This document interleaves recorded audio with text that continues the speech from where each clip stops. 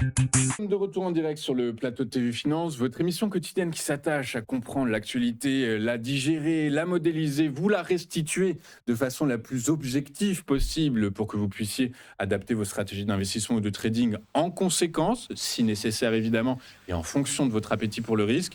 Et également, si, pour essayer de vous offrir une vision la plus haute, la plus globale possible sur le monde qui file à 100 à l'heure actuellement. Et il est l'heure désormais de s'intéresser au marché allemand, à l'indice phare allemand avec Eric Seban. Bonjour Eric. Bonjour. Merci Eric d'être avec nous ce matin. Eric Seban, trader, formateur et coach que vous êtes. Vous êtes également, vous avez mis en place le réseau Strafi, qui est un réseau de traders indépendants franchisés, avec nous en cette dernière de l'année pour nous expliquer et pour décortiquer l'impact de ce sentiment qui semble être un peu neutre, voire peut-être pessimiste actuellement sur les marchés, et dans quelle mesure cela pourrait orienter l'indice phare allemand futur, le DAX futur, au cours des prochaines séances. Oui, je ne sais pas s'il y a du pessimisme. Je pense qu'en fait, on assiste à ce qu'on avait anticipé tout simplement la semaine dernière. Lorsque vous me disiez ça a baissé, je vous disais, d'être remonté jusqu'en haut du range avant de baisser. On est remonté en haut du range, puis on baisse. Des choses qui sont hyper prévisibles parce que tout est très scolaire. En définitive, il n'y a tellement pas de visibilité qu'il n'y a pas d'idée. Et puis que, comme il faut quand même un peu faire des affaires, ceux qui sont sur le marché qui doivent opérer se réfèrent à ce qu'ils ont, à savoir une situation chartiste assez claire, avec un risque relativement limité d'embarder.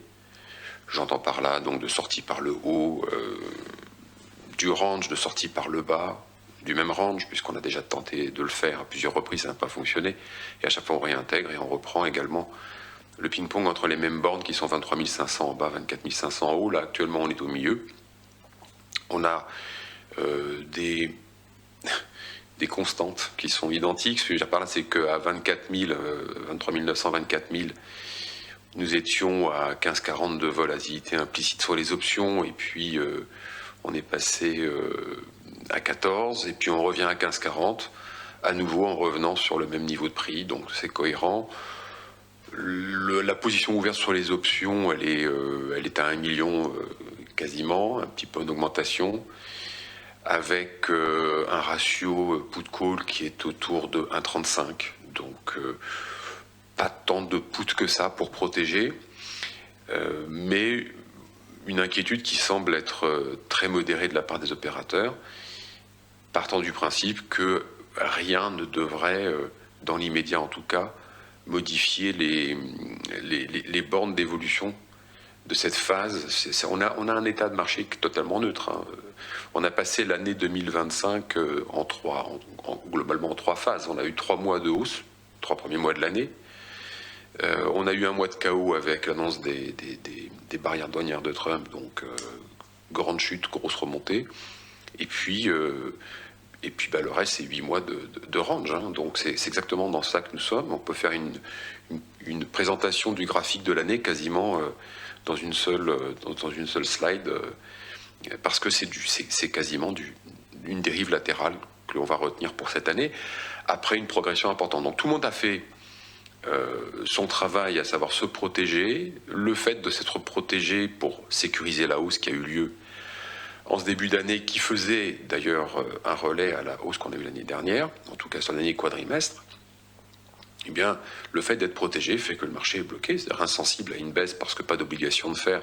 Si ça baisse, on n'est pas pressé, on n'a pas besoin de vendre.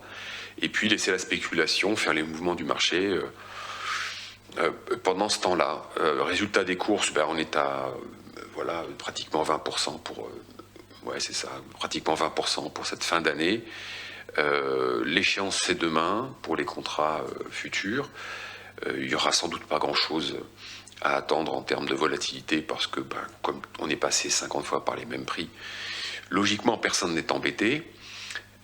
Ça va finir en roue libre, tout simplement, et probablement même qu'on aura un début d'année, alors qui est traditionnellement relativement calme, comme la fin de l'année, en tout cas la fin décembre, et qui va probablement reprendre, sauf événement particulier, le même rythme, parce que le contexte sera le même, les acteurs seront les mêmes, les protections seront les mêmes, et les niveaux de prix seront à peu près les mêmes aussi.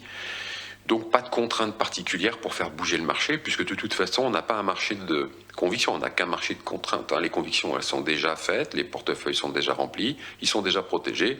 Des convictions, il n'y en a plus maintenant, c'est juste attendre quelque chose de nouveau, puisque la phase est neutre, pour savoir dans quelle direction on va prendre des décisions et dans lesquelles peut-être on va intégrer de nouveaux scénarios. Mais pour l'instant, tout ça, c'est totalement hypothétique, c'est même pas le sujet. Le sujet, c'est il n'y a rien, donc on fait ce qu'on peut avec ce qu'on a. Et finalement, on fait une bonne année si on a fait son boulot en se protégeant tranquillement, voilà, tout simplement. Exactement. Donc, si je comprends bien, en fait, du coup, par la force des choses, on note aucun déséquilibre fondamental, en fait, en réalité, aucun déséquilibre de marché. Et d'ailleurs, c'est assez intéressant. Il y a une étude de Bank of America qui a été publiée cette semaine qui dit que chez les gestionnaires de fonds internationaux, eh bien, la liquidité, le ratio de liquidité est extrêmement bas. Il a été mesuré à 3,3%. Ça veut dire que, eh bien, dans leur portefeuille, il n'y a que 3,3% de cash, que tout est investi en actions. Une grande partie est investie en actions surpondérées en action mondiale et notamment de la zone euro. Et quand on parle de la zone euro, toujours selon cette étude, on parle de l'Allemagne. Et pourquoi est-ce que c'est intéressant et qu'on note aucun déséquilibre? Parce que Banque américaine note également la désinfection des investisseurs locaux, donc des investisseurs allemands, pour le marché allemand, compensé par cet afflux de liquidités des gestionnaires de fonds internationaux. Première explication qui pourrait expliquer cette absence de déséquilibre. Deuxième explication, c'est le combat que se livrent sur le marché allemand les institutionnels et les particuliers. Quand on s'attache à étudier le sentiment de marché des investisseurs institutionnels, cette semaine, il a pris 16 points. L'indice a pris 16 points, plus 16 points. Alors que si on s'attache au sentiment de marché chez les particuliers, il se dégradait de 5 points. Donc ce qui veut dire bien, que mécaniquement, tout se compense. Et tout se compense. Et probablement que peut-être cette absence de déséquilibre majeur s'explique par cette dichotomie de perception du risque, que l'on soit sur le marché local ou à l'international, ou qu'on soit un institutionnel ou un particulier. Oui, alors, bon, moi, je n'irai pas trop faire de comparaison entre les institutionnels et les particuliers, simplement parce que les particuliers, sincèrement, ils n'y connaissent pas grand-chose. Je ne vais pas me faire que des copains, mais c'est pas grave, c'est la vérité.